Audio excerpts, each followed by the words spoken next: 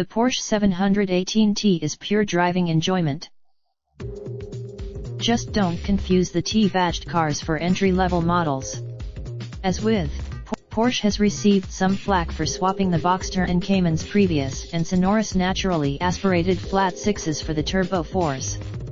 But we're growing a cut. Porsche claims that the TS 0 to 60 mph will take 4.9 seconds with the standard 6-speed manual and 4.5 with the optional PDK 7-speed dual-clutch automatic transmission. From our previous we appreciate the option to choose between the manual and the automatic, the latter a $32.10 option on the current 718 models, as there are valid arguments for both.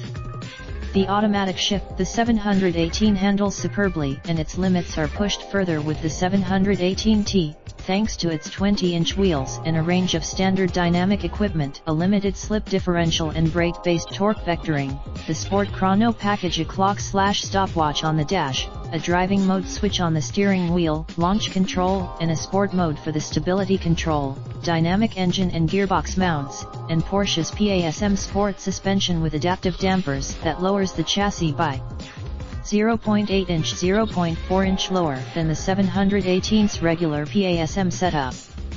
The yet the 718T models are just comfortable enough to travel for hundreds of miles without tiring, not least thanks to the wonderfully firm and supportive sport seats with minimalist two-way power adjustment.